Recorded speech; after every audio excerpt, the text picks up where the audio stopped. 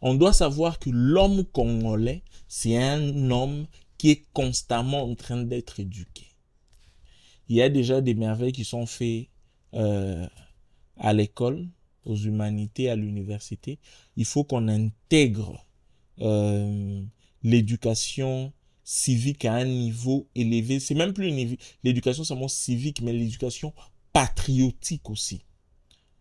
Ça, c'est une chose. Une autre chose, c'est qu'on doit, à travers l'éducation, le gouvernement, le pays a l'opportunité de travailler le peuple. L'idéal, c'est de travailler d'une manière positive. Moi, j'aime comment est-ce que le peuple burkinabé a été travaillé. Chaque burkinabé se dit être un homme ou une femme intègre. C'est le pays des hommes intègres. On doit créer une identité comme ça pour l'homme congolais. Ça se fait à travers l'éducation. Toutes les entreprises publiques, ça c'est peut-être autre chose, mais toutes les entreprises publiques doivent savoir comment réinvestir dans le travailleur congolais. Ça, c'est des choses qui doivent être faites.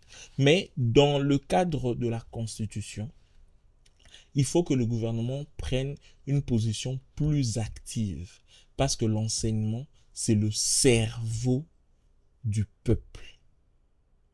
Le peuple congolais doit être formé au patriotisme, à l'éducation civique. Ça doit être un peuple qui est constamment en train d'être formé. Toutes les entreprises doivent mettre en place un budget de formation. Pas besoin de formations catastrophiques là où tout le monde doit aller dans un pays étranger. Non.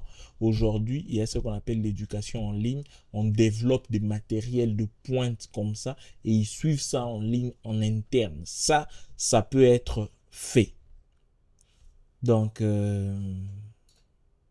yeah. Il faudrait aussi déjà expliquer que notre pays est convoité, notre pays est en menace de... Donc ça, c'est des détails qu'il faudra intégrer dans cet article-là.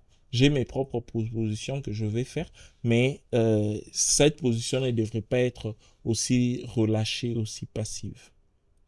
Et puis, juste après ça, c'est le 6e point, c'est le service militaire.